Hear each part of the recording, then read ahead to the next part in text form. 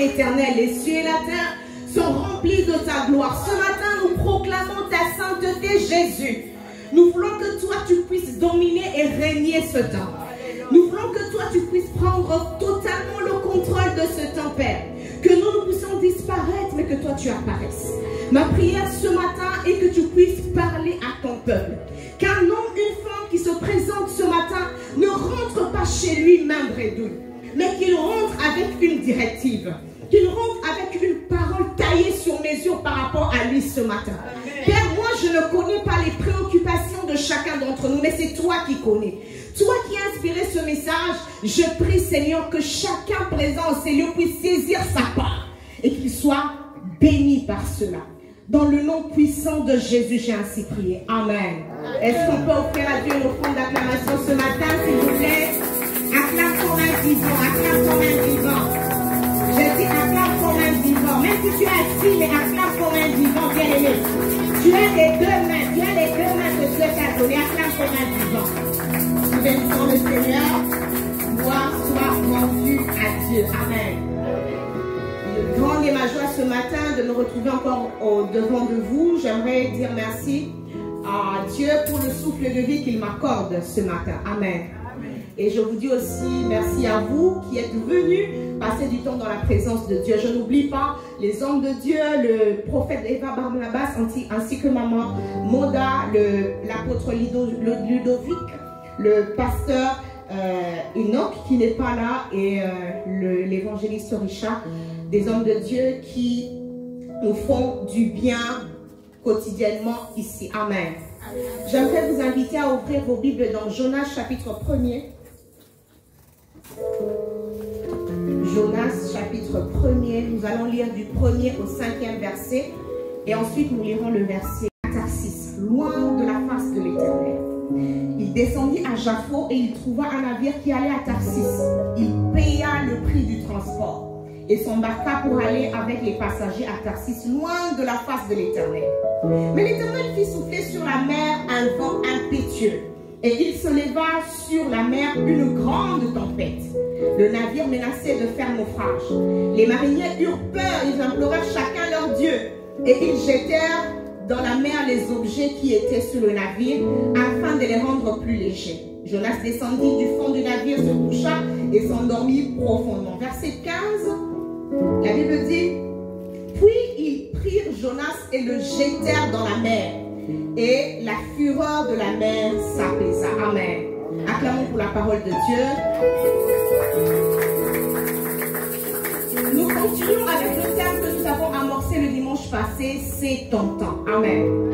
Nous n'avons pas la possibilité de revenir sur ce que nous avons dit la fois passée, mais ce matin, je suis convaincue qu'il y a aussi encore une part pour toi. Amen. Si tu n'as pas eu la grâce d'être avec nous le dimanche passé, il y a la prédication des extraits qui sont sur la page de l'église ou la page du prophète. Tu peux aller suivre, avoir quand même une idée générale. Alors, ce matin, le Seigneur m'a inspiré à vous parler de ce temps mais en utilisant comme modèle, comme pédagogue, le prophète Jonas. Amen. Jonas est l'un des prophètes de la Bible. Les livres de Jonas est parmi les livres prophétiques de la Bible. Mais vous remarquerez avec moi que dans le livre de Jonas compte 4 chapitres. Mais dans le livre de Jonas, on ne retrouve qu'une seule prophétie. C'est la prophétie que Jonas est allé annoncer à Ninive pour dire que Ninive allait être détruite. Amen. Laquelle prophétie ne s'est même pas accomplie parce que Dieu s'est repenti lorsqu'il a vu que les habitants de Ninive aussi s'étaient repentis. Amen. Mais le livre de Ninive est quand même appelé le livre prophétique. En regardant, en lisant le livre, on se rend compte qu'on nous parle plus de l'histoire de la vie de Jonas, mais on ne s'appesantit pas trop sur la prophétie elle-même. Qu'est-ce que j'aimerais dire par là ce matin? Ce matin, j'aimerais dire à un homme, à une femme, que le vécu est même plus important. Ton vécu est même plus important. Amen. Ça ne sert à rien de parler tout le temps de Dieu si ta vie ne conduit pas vers Christ. Alléluia. Amen. Le vécu du prophète a pris plus de place dans le livre que la prophétie elle-même. Comme pour nous dire que la vraie prophétie, la plus grande prophétie, Ici, je ne parle pas que des hommes qui ont le ministère prophétique, non. Je parle aussi de toi et moi en tant que chrétiens. Ça ne sert à rien d'inviter les gens à l'église. Ça ne sert à rien de dire, moi je suis chrétienne. Mais lorsque ta vie de tous les jours ne démontre pas ta chrétienté. Amen. Amen. Il est plus important dans le monde entier, ce que tu fais crie tellement fort que je n'entends pas ce que tu dis. Tu peux prétendre être chrétienne, mais si ton vécu quotidien ne démontre pas Christ, tu n'es qu'un cymbale qui fait beaucoup de bruit, qui retentit, mais qui n'a pas de contenu. Vous savez, moi, j'ai eu la grâce de grandir à l'église. J'ai grandi à l'église. C'est ce qui fait que j'ai fait presque tout ce qu'on fait à l'église. J'ai traversé presque tous les départements de l'église. Presque tous les départements de l'église. Donc, je connais un peu l'église. Je peux me dire que je me connais un peu l'église. À cause de cela, j'ai pour principe de ne pas croire en la chrétienté de quelqu'un au culte, à l'église. Pourquoi? Que si tu me dis que tu es chrétien, je note. Mais pour que je sois sûre que tu es vraiment chrétien, je dois venir dans ta vie de tous les jours. Là où tu travailles. Je dois demander à ton mari, qu'est-ce que ton mari dit de toi? Je dois demander à ta femme, qu'est-ce que ta femme dit de toi? Je dois demander à tes enfants, à tes collègues de travail, à tes collègues, je ne sais pas, de l'université. C'est eux qui peuvent témoigner réellement de ta chrétienté. Bien aimé dans le Seigneur, ce que tu dis, la chrétienté, ce n'est pas ce que tu dis, mais ta vie de tous les jours. Comment tu te comportes avec les autres. Amen. Vous savez, Christ nous a donné le testament de Jésus. Lorsque Jésus partait, il a dit, allez et faites des disciples. Pour pouvoir aller et faire des disciples, il faut avoir les rapports avec les autres. Vous comprenez? Amen. Tu ne peux pas faire des disciples si tu restes cloîtré toi-même. Tu peux faire des disciples si tu vas vers les autres. Donc la vie chrétienne est basée sur nos rapports avec les autres. Alléluia. Amen. Le fondement même de la vie chrétienne est basé sur les rapports. Qu'est-ce que les gens disent de toi? Quel est le témoignage que les gens disent de toi? Un jour, une femme est venue voir son pasteur. Il lui dit, pasteur, j'aimerais que tu puisses prier pour moi. Il lui dit, pourquoi? Il dit, parce que je veux me marier pour la 5e fois. Et j'aimerais que tu pries pour moi pour que cette fois-ci, ça marche. Alors le pasteur lui pose la question. Il lui dit, tu as fait 5 mariages. Il dit oui. Mais il lui pose la question, quel est le dénominateur commun de ces 5 mariages? Elle se pose. Il dit oui. Qu'est-ce qui est présent dans tous les 5 mariages? Il dit c'est moi. Il dit oui, c'est toi. Parce que c'est différents hommes. Mais c'est toujours toi. Maintenant, je te pose la question. Est-ce que tous ces hommes étaient-ils tous mauvais? Et toi, tu es la sainte? C'est pourquoi Dieu veut qu'on prie pour que quelque chose change. J'aimerais dire à quelqu'un ce matin, regarde, consulte ton cœur, pose-toi des questions. Lorsque tu vois autour de toi, les gens disent que tu parles de toi. C'est vrai, il y a des gens qui peuvent être jaloux, il y a des gens qui peuvent avoir la méchanceté gratuite. Mais il faudrait quand même te poser la question. Ta réputation compte. Même Jésus a posé la question aux disciples. Qu'est-ce que les gens disent de moi?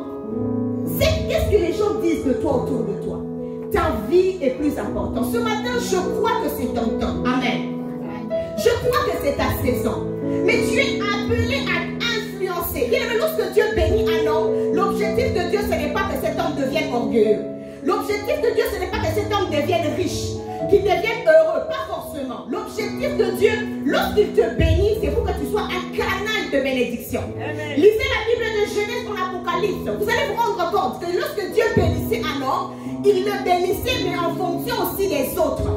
Dieu dit à Abraham, je te bénirai, je rendrai ton nom grand, mais ta postérité sera comme le sable de la mer. Amen. Donc lorsque le Seigneur, tu cherches à ce que Dieu te fasse du bien, tu dois comprendre que le bien que Dieu veut te faire, c'est pour que toi aussi tu puisses être une bénédiction pour les autres. Alléluia.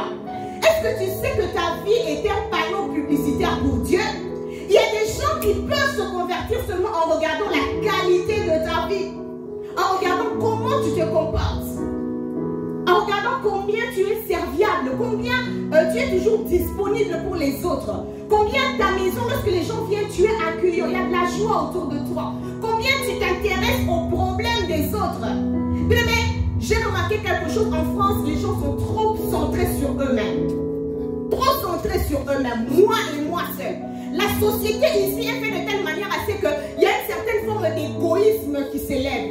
Vous sentez que les gens sont centrés sur eux-mêmes. C'est difficile de rencontrer quelqu'un en France, tu as un problème, il t'offre même quelque chose, te donne un peu d'argent. C'est difficile. Ce n'est pas que les gens n'en ont pas, mais il système de pensée qui s'est établi de telle manière à ce que c'est moi et moi seul. Amen.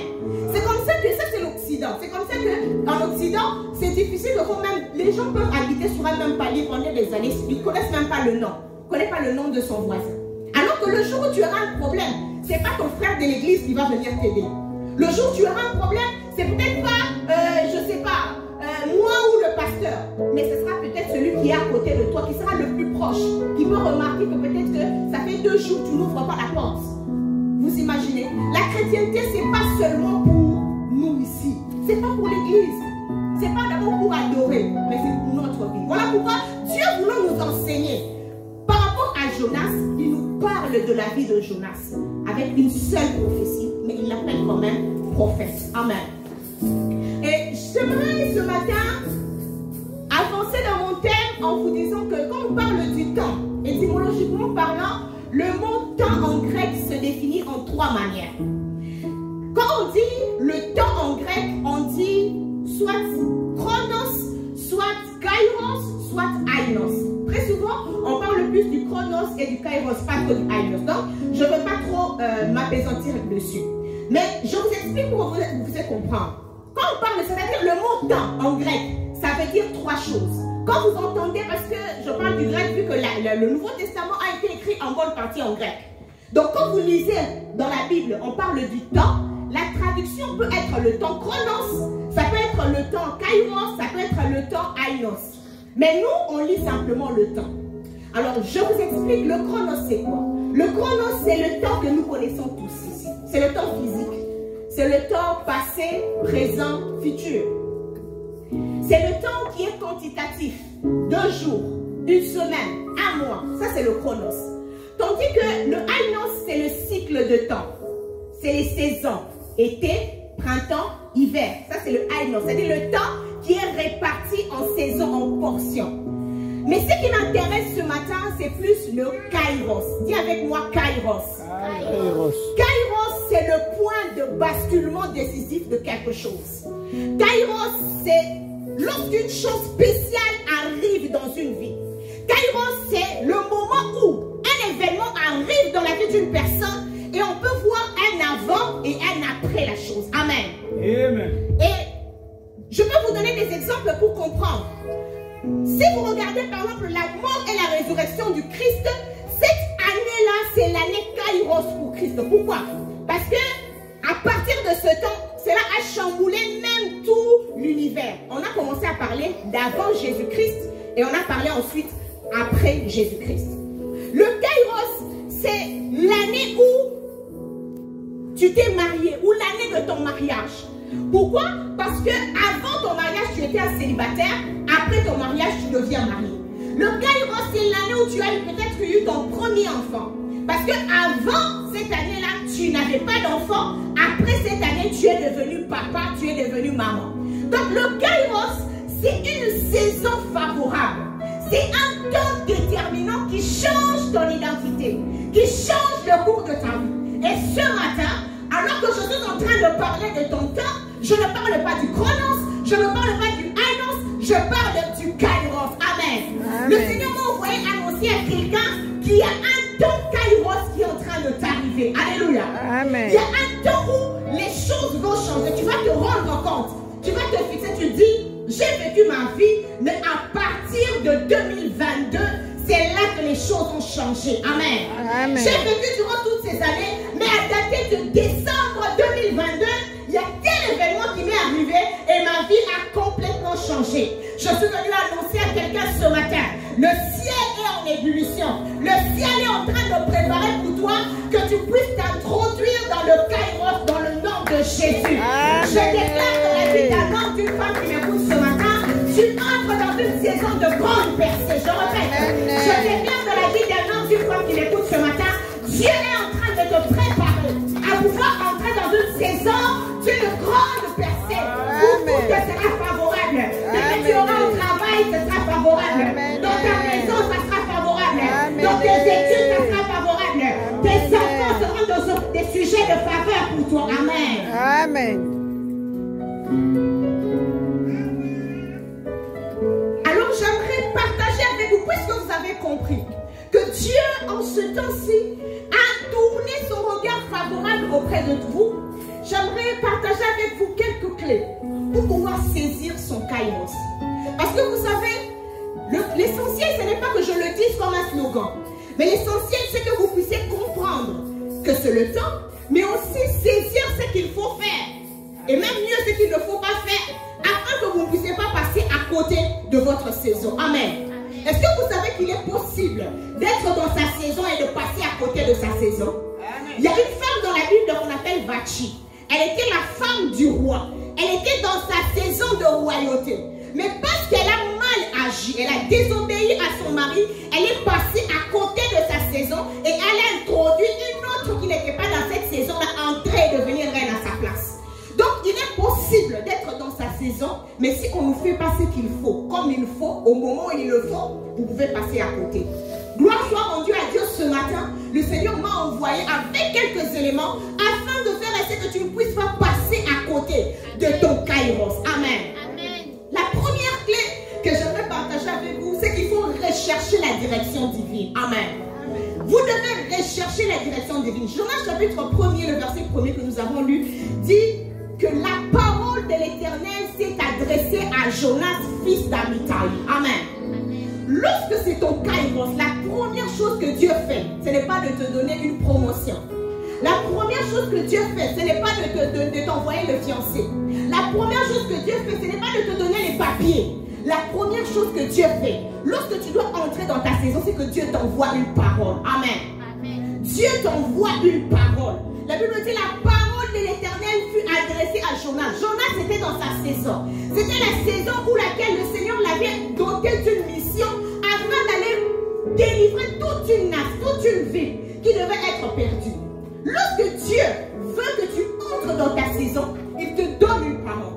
Mais il faut, au-delà d'entendre la directive, que tu l'écoutes. Il y a une différence entre entendre et écouter.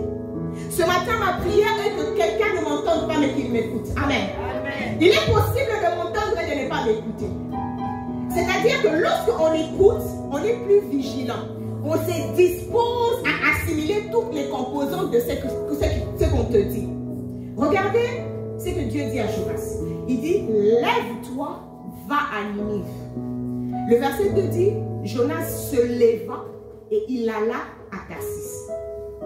L'instruction de Dieu dit, lève-toi, va à Ninive. Mais Jonas se lève, il va, mais il va à Tarsis. C'est-à-dire que Jonas a peut-être entendu ce que Dieu lui a dit, mais il n'a pas écouté ce que le Seigneur lui a dit. Parce qu'il a pratiqué une partie de ce que le Seigneur lui avait dit. Dieu a donné à Jonas 3 instructions. Il lui a donné, lève-toi. Il lui a dit, va. Il lui ajoute, à Ninive. Jonas se lève, il va, mais il part à Tarsis. Et à chaque fois, ça c'est une clé que je vous donne. À chaque fois que Dieu vous donne l'instruction, il y a 3 composantes qui ne manquent pas. Il y a l'action à poser, lève-toi. Il y a le mouvement, va. Et la direction, l'adresse, où? À Ninive. Je répète, l'action, le mouvement, la direction. À chaque fois que Dieu te donne, tu cherches du Seigneur, parle-moi. Quand Dieu te parle, cherche l'action, cherche le mouvement à poser, mais aussi la direction. C'est ton temps, oui. Peut-être c'est ton temps pour toi de commencer un business. Mais tu vas commencer le business où? Avec qui? C'est ton temps de te marier, oui. Mais tu vas te marier avec qui? Vous savez, quand on était enfant, parfois lorsque les parents nous appelaient pour nous envoyer, tu te précipites rapidement. Au lieu de tout écouter, rapidement tu pars exécuter. Et ce qui arrivait souvent, c'est quand tu pars et puis tu reviens auprès de la maman. Tu commences à lui poser des questions alors que lui t'avait déjà dit ce qu'il fallait. Beaucoup de gens se comportent comme des petits enfants face à Dieu. Lorsque Dieu lui donne une instruction, au lieu de rester focus, écouter l'instruction dans sa totalité, tellement on est zélé, tellement on bouillonne, on y va, mais en partie et on tape à côté. Amen. Parce que notre Dieu n'est pas un Dieu de demi-mesure. Alléluia. Je dis notre Dieu n'est pas un Dieu de demi-mesure. Notre Dieu fait les choses au complet. Dieu vient toujours avec un pack complet. Amen. Amen. Donc il faut ces 3 éléments.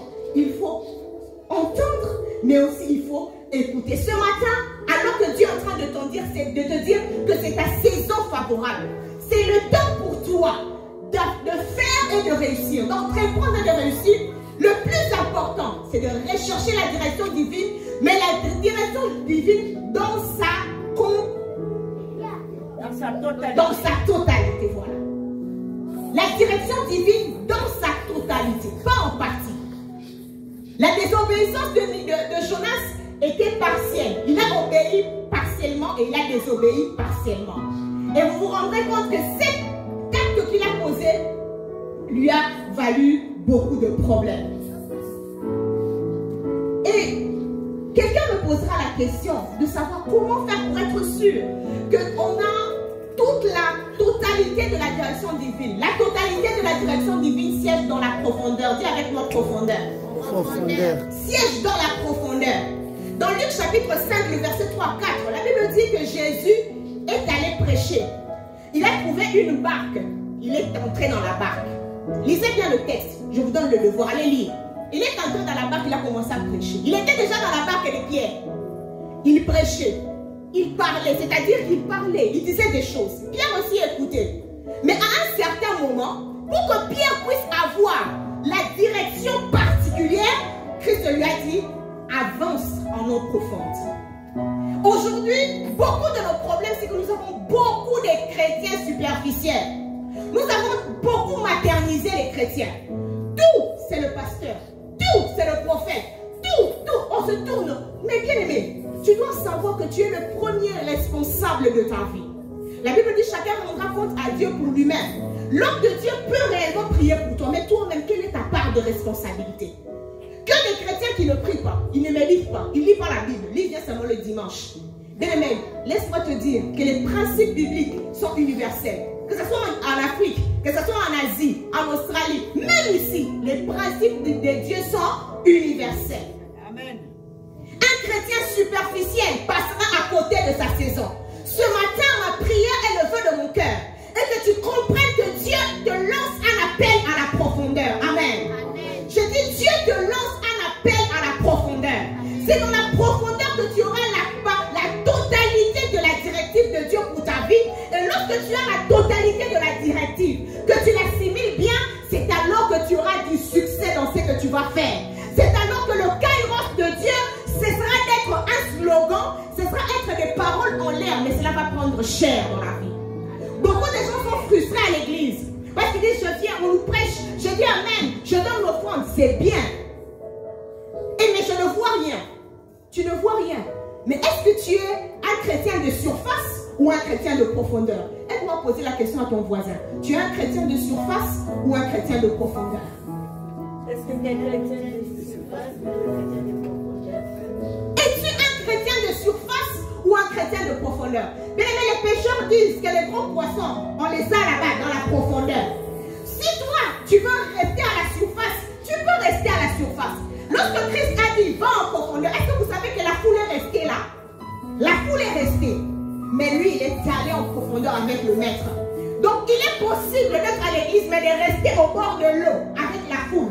Et quand tu restes au bord de l'eau avec la foule, tu vas acheter le poisson que Pierre va pêcher en profondeur. Tu n'as pas compris ce que je dis.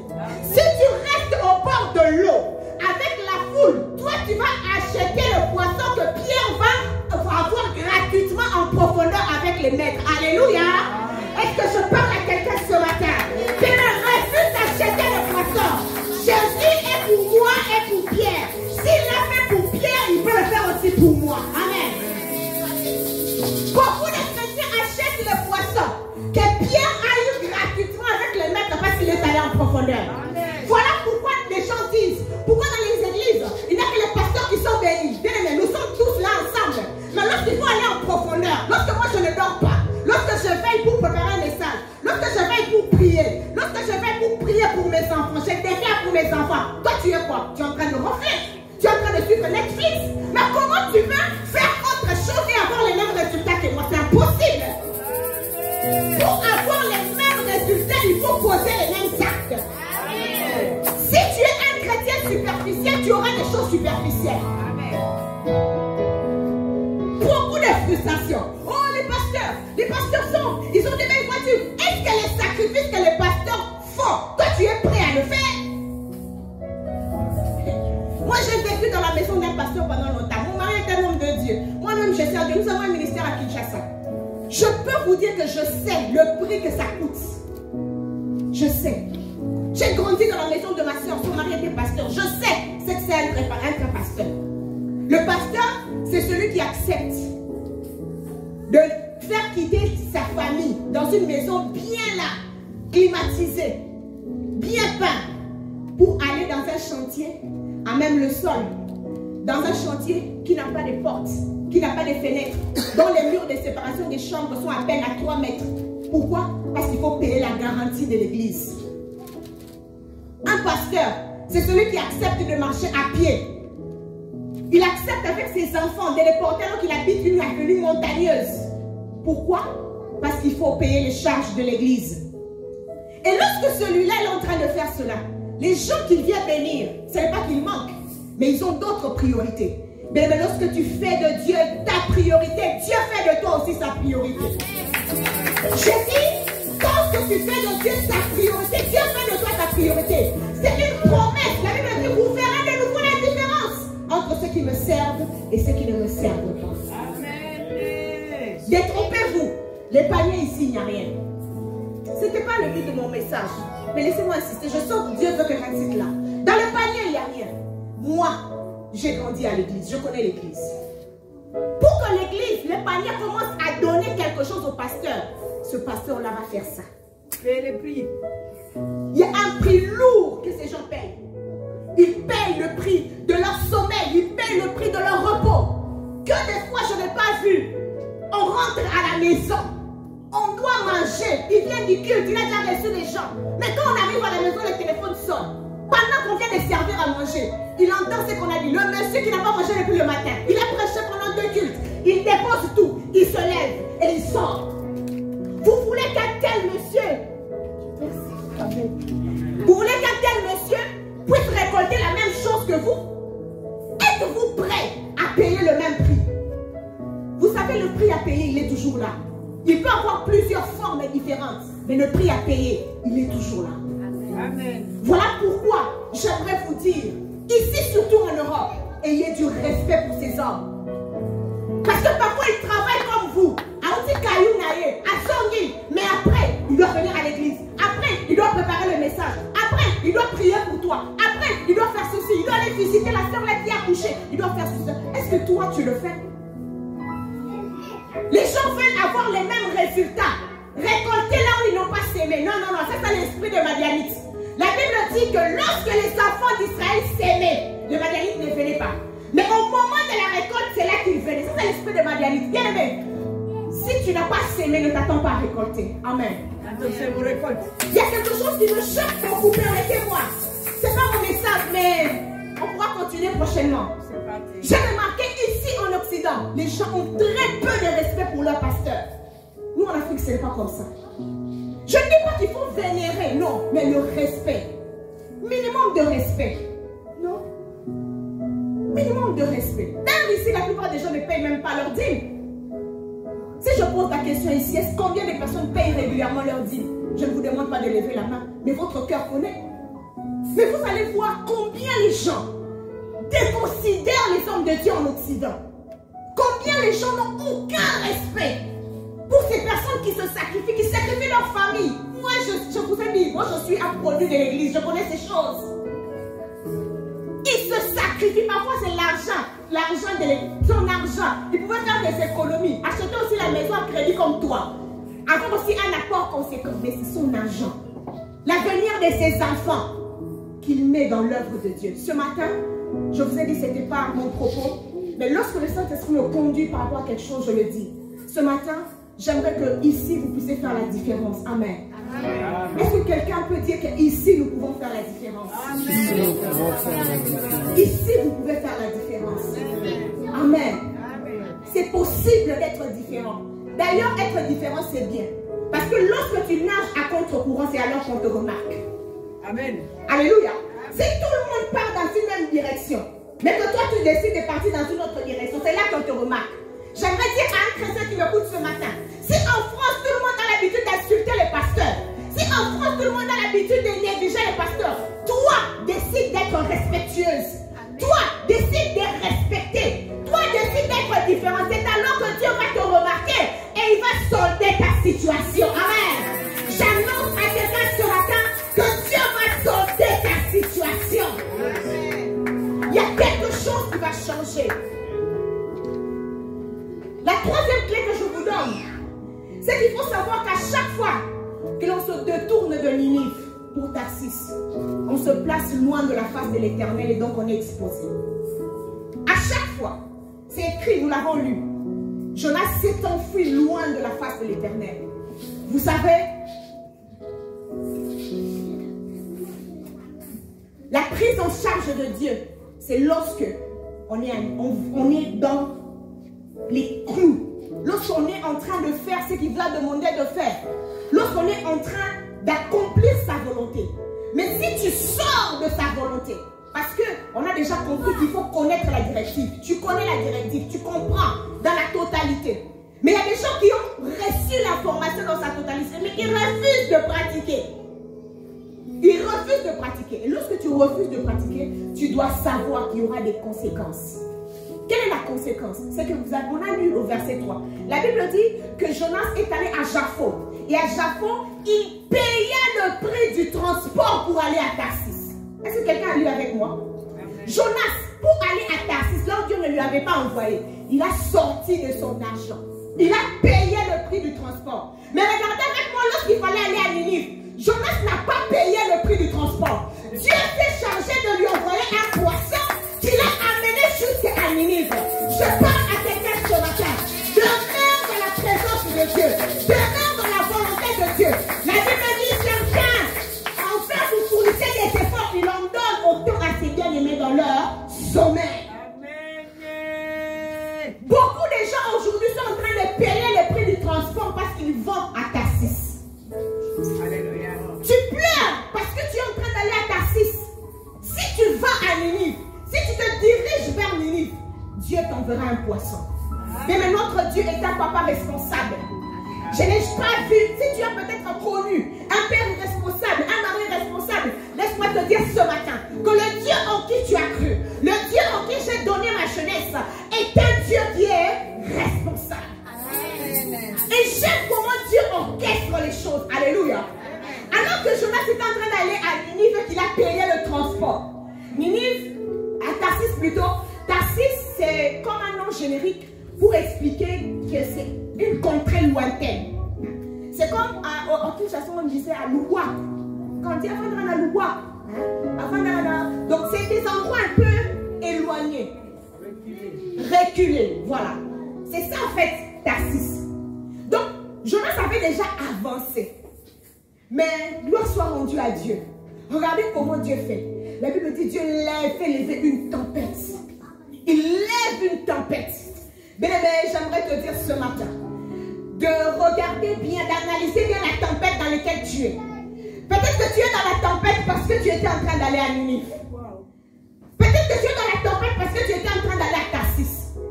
Il y a ces tempêtes lorsqu'ils se lèvent, bien aimés. Le problème, ce n'est pas... Permettez-moi d'ouvrir une petite parenthèse, je vais fermer. Est-ce que vous savez que la tempête était destinée à faire sortir Jonas de là-bas ou du bateau? Mais la tempête, Dieu l'a levée pour que Jonas prenne une autre direction. Mais les gens qui étaient dans le bateau ont subi les mêmes conséquences. J'aimerais que tu fasses attention ce matin à qui tu fais alliance. À qui tu fais entrer dans le bateau de ta vie. À qui tu fais entrer dans ta maison. Fais attention. Tu risques d'être un dommage collatéral. Le problème c'est lui, ce n'est pas toi. Mais puisque tu as fait entrer Jonas dans la barque de ta vie, voilà, tout ne marche plus. Tu ne comprends pas de l'analyse. Lorsque tu sens que les choses sont en train de bouger, regarde, quel est l'intrus? Qui est-ce que tu as fait entrer? Beaucoup de gens vivent des malheurs pas possibles parce qu'ils ont fait entrer les Jonas dans la barque de leur vie. Je ferme rapidement la parenthèse. Dieu a fait lever une tempête. Ma Bible à moi me dit qu'au verset 15 que nous avons lu, nous allons nous arrêter là ce matin. Il lui dit que après avoir avec Jonas. Après avoir compris ce qui allait se passer, ils ont décidé de jeter Jonas à la mer. Bien aimé, la mer, déjà en temps normal, si certains peut-être d'entre nous ont traversé la mer, vous connaissez ce que c'est. La mer, déjà en temps normal, c'est compliqué. Maintenant, imaginez une mer où il y a une tempête impétueuse. C'est-à-dire que ces gens, en fait, avaient jeté Jonas pour qu'il aille mourir. C'était ça. On l'a jeté pour qu'il meure, afin qu'eux puissent avoir la vie sauve. Donc, en le jetant, ils pensaient qu'ils jetaient Jonas pour qu'il puisse mourir. Alors qu'ils étaient en train de le jeter vers l'accomplissement de sa destinée. Mais j'aimerais parler à quelqu'un qu'on a jeté ce matin. J'aimerais parler à quelqu'un qu'on a humilié. J'aimerais parler à quelqu'un qu'on a rejeté. Mais ils sont en train de te rejeter pensant que tu vas mourir. Alors que tu es en train d'aller rencontrer le poisson express que Dieu a envoyé pour te conduire à Ninive. Ce matin, j'aimerais fortifier une femme. J'aimerais fortifier un homme. Laisse-les les jeter. J'ai dit laisse-les les jeter. S'ils te jettent, bien aimé, plus ils sont en train de te jeter, plus ils sont en train de t'envoyer vers ta destinée. Si seulement ils savaient, a dit à quelqu'un, si seulement ils savaient. Mais Dieu ne peut pas permettre qu'ils sachent. Ils penseront que tu es allé mourir là-bas. Ils penseront que là où tu es allé, c'est fini pour toi. Ils ont déjà clôturé ton dossier. Ces gens-là qui sont arrivés à Tarsis, quelqu'un pouvait leur poser la question. Mais où est Jonas? Où est qu'on savait déposer Jonas? Ils allaient dire Jonas est mort dans l'eau. Jonas est fini dans l'eau. Alors que Jonas n'était pas mort. Jonas était entré dans sa destinée. Mais dans le nom de Jésus, je proclame le kairos de Dieu dans ta vie. Tu ne mourras pas, tu vivras. Tu ne mourras pas, tu vivras. Tu raconteras les merveilles de l'Éternel. Laisse-les penser que tu es fini. Laisse-les penser que tu es fini. Laisse-les penser qu'il n'y a plus rien de bon qui peut sortir de toi. Qu'est-ce qui va sortir de bon de Bethléem? Jésus-Christ peut sortir de Bethléem. Le roi des rois peut sortir de Bethléem. Est-ce que quelqu'un peut se lever avec moi dans la prière? Lève-toi avec moi dans la prière. J'aimerais que tu dises à Dieu ce matin, Seigneur, introduis-moi dans mon kairos. Introduis-moi dans ma saison. Premier sujet de prière. Deuxième sujet de prière, c'est que tu vas demander à Dieu de faire de toi un chrétien profond et profonde, afin que tu puisses saisir la totalité de la directive pour que tu puisses entrer réellement dans ta destinée. Est-ce que quelqu'un peut prier avec moi ce matin? Prie. Prie avec moi, prie avec moi, prie avec moi. Prie avec moi, prie avec moi. Demande à Dieu d'entrer dans ton kairos. Que tu entres dans ton kairos. Que tu entres dans ton kairos. Que tu entres dans ton kairos. Que tu entres dans ton kairos. Que tu entres dans ton kairos ce matin. Que tu entres dans ton kairos ce matin. Que tu entres dans ton kairos ce matin. Que le Seigneur te fasse entrer. Que le Seigneur te fasse entrer. Afin que tu deviennes un chrétien profond. Un chrétien profond. Que tu sortes du code de la superficialité. Que tu sortes de la superficialité. Que tu deviennes un chrétien profond. Un chrétien profond. Un chrétien profond. Un chrétien profond. Afin d'entrer dans ta saison bien-aimée. Tu dois entrer et demeurer dans ta saison. Il n'est pas question que tu entres et que tu sortes en voiture. Toi, tu es de la race d'Esther. Toi, tu dois rester dans le trône jusqu'à ce que Dieu t'appellera. Tu es appelé à entrer dans ton kairos et à demeurer dans ta saison. Et à demeurer dans ta saison. Et à demeurer dans ta saison. Et à demeurer dans ta saison. Et à demeurer dans ta saison. Et à demeurer dans ta saison. Tu dois demeurer dans ta saison. Tu dois demeurer dans ta saison, bien-aimé. Alléluia. Prie, prie, prie, prie. Prie.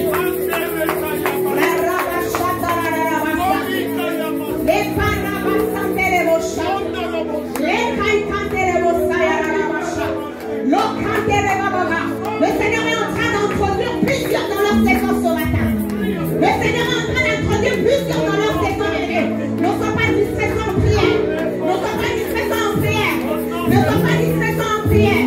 Dieu est en train de t'introduire dans ta saison. Dieu est en train de t'introduire dans ta saison.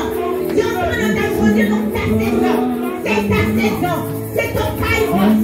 C'est ton kairos, bien-aimé. Ne passe pas à côté ce matin. Ne passe pas à côté ce matin. Ne passe pas à côté ce matin.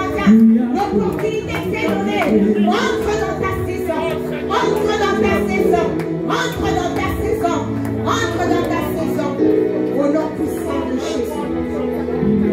Au nom puissant de Jésus.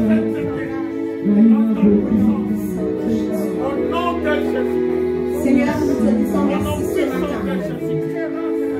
Merci parce que tu es en train de nous faire entrer dans notre saison. Merci parce que ton kairos est plus proche qu'hier. Merci parce qu'aujourd'hui, tu nous fais entrer dans une nouvelle saison. Une nouvelle page de notre histoire se dessine ce matin. Merci parce que tu le fais. Merci parce que tu l'accomplis. Merci parce que tu le fais. Merci parce que tu l'accomplis. Je prie ce matin que tu fasses des hommes et des femmes qui sont présents dans ces lieux. Des hommes et des femmes différents. Ils seront différents parce qu'ils seront profonds. Ils seront différents parce que même dans leur saison, ils deviendront des chrétiens profonds. Des chrétiens qui ont des fondements solides. Des chrétiens qui ont des bases solides, qui savent chercher ta face. Qui savent prier, s'élever comme des sacrificateurs pour leur famille. Comme des sacrificateurs pour leur foyer. Merci parce que tu le fais ce matin. Merci parce que tu le fais ce matin. Au nom puissant de Jésus. J'ai ainsi prié. Au nom puissant de Jésus. J'ai ainsi prié. Amen. Est-ce que quelqu'un peut acclamer pour le Seigneur? Juste avant que je rende le micro. J'ai vu qu'il y avait certaines personnes qui n'étaient pas là, de nouvelles personnes, de nouvelles têtes que je vois. Rapidement, je vous ai dit que être dans sa saison, c'est aussi savoir quoi faire, comment le faire, avec qui le faire. Amen. Il y a des choses que tu peux recevoir par révélation, mais il y a des choses aussi que tu peux recevoir. Dieu a déjà parlé à quelqu'un d'autre, mais toi, tu profites juste de la grâce pour pouvoir acquérir la connaissance et avoir de la vitesse. Amen. Amen. Je vous ai dit que Ninive, Tarsis était très loin, mais Jonas en 3 jours, parce qu'il est entré dans le ventre du poisson, il est arrivé rapidement en 3 jours. Amen. Amen. Il y a des poissons express que tu peux avoir, non seulement par révélation, mais aussi au travers de la connaissance. Amen. Amen. Et ceux qui étaient avec nous la fois passée savent que à côté de la prédication de la parole de Dieu, je suis écrivaine. J'écris des livres, moi ainsi que mon époux. Amen. Amen. Donc il y a certains livres ici qui sont là. Je vais juste le présenter, juste les titres pour vous motiver à chercher la connaissance. Ce livre aussi s'appelle Votre passion, un meilleur domaine d'affaires. Amen. Lorsque j'avais présenté ce livre ici, j'avais dit ceci, que je crois que Dieu vous a destiné à la grandeur. Amen. Alléluia. Dieu vous a destiné à la grandeur. Ce que vous avez déjà, c'est bien. Mais vous devez refuser d'être suffisant. C'est-à-dire vous contenter de ça, vous trouvez que c'est bien. Alors que Dieu vous a mis en vous beaucoup de potentiel que vous n'exploitez pas. Un homme a dit que les cimetières sont les lieux les plus riches au monde. Parce que là partent des personnes qui avaient beaucoup de capacités, mais qui n'ont pas exploité à bon escient, suffisamment sur la terre. Voici un livre qui peut vous aider. Votre passion, un meilleur domaine d'affaires. Vous pouvez être employé tel que vous l'êtes, mais aussi développer un autre business à côté, mais en regardant en vous. Qu'est-ce qui vous passionne? Vous pouvez peut-être, vous travaillez, je ne sais pas, vous êtes chauffeur, vous travaillez en tant que femme de ménage, vous travaillez en tant qu'agent de sécurité, mais ce n'est pas tout. Amen. Amen. Ce n'est pas tout. Il y a des choses en vous. Cela peut être un tremplin pour vous. Amen. Ça peut être la possibilité pour vous d'avoir de l'argent pour pouvoir investir dans autre chose qui vous passionne. Et demain, devenir même le chef d'entreprise. Il y a des chefs d'entreprise qui sommeillent en vous. Il y a des chefs d'entreprise qui sommeillent en vous, tel que je vous vois là. Il y a des personnes qui peuvent faire des grandes choses. Mais le problème, c'est d'abord dans la tête. Si vous vous limitez dans la tête, vous ne pourrez pas accomplir ces grandes choses. Il y a un autre livre. J'étudie pour créer mon entreprise. Ça, c'est bien pour les jeunes qui sont dans les études. Vous avez des enfants, des étudiants qui étudient. Mais il ne faudrait pas qu'ils ramènent la mentalité de l'Afrique ici. La mentalité du salariat. Non. Là où vous n'êtes pas allé, votre enfant peut aller là-bas. Alléluia. C'est que vous n'avez pas pu faire dans votre vie. Donnez la capacité à votre enfant de le faire. Inculquez-lui l'esprit d'entrepreneuriat. Il est important. Amen. Amen. Ça, c'est un livre que moi-même j'ai écrit avec mon mari. C'est ces couples qui nous inspirent. Je vous ai dit, qu'est-ce que votre mari dit de vous? Être chrétien, ce n'est pas seulement à l'église, mais votre foyer, votre ménage, l'en deux formes. Il y a le format brochet et le format cartonné. Voilà. C'est un gros livre. Mais c'est un livre, nous avons fait une étude biblique de 12 couples de la Bible. Nous avons tiré 120 leçons. Nous-mêmes, en écrivant ce livre, nous avons trouvé des choses à redire dans notre couple et ça nous a aussi aidés. Amen. Amen. Donc vraiment, je vous prie de rechercher la connaissance. Ça, c'est une Bible du mariage. C'est tellement gros parce qu'il y a presque beaucoup de sujets. La communication, comment gérer une famille recomposée, comment la sexualité dans le mariage, comment communiquer dans le mariage, l'amitié dans le mariage. Amen. Amen. Donc, il y a des bonnes choses aussi ici que vous pouvez trouver. Ça, c'est moi, une femme, une influence. Amen. C'est pour les femmes. Vous voulez être une femme influente? Lisez le livre. Amen. Et enfin, je finis avec ce livre, 5 types de femmes faiseurs de rois. C'est un livre que mon mari a écrit et dedans, il m'a dédicacé ce livre. Pourquoi? Parce qu'il estime que moi, à ses côtés, je suis en train de faire de lui un roi. Amen. Vous êtes célibataire? Faites un choix intelligent. Amen. Épousez une femme qui peut vous faire quitter d'un point A vers un point B. Amen. Il y a des personnes, quand ils entrent dans votre vie, vous faites alliance avec lui. Vous vous retrouvez dans la tempête, dans la mer comme Jonas. Et vous êtes une femme aussi. Comment devenir une femme qui peut être une valeur ajoutée à son mari? Il faut que lorsque tu t'es marié avec un homme, au bout de 5 ans, on sente la différence. Qu'est-ce que tu as apporté de plus? C'est les femmes qu'on appelle les faiseurs de rois. Il y en a 2 tomes, mais là j'ai un seul tome. Vous pouvez aussi vous procurer cela. Que le Seigneur vous bénisse. Alléluia.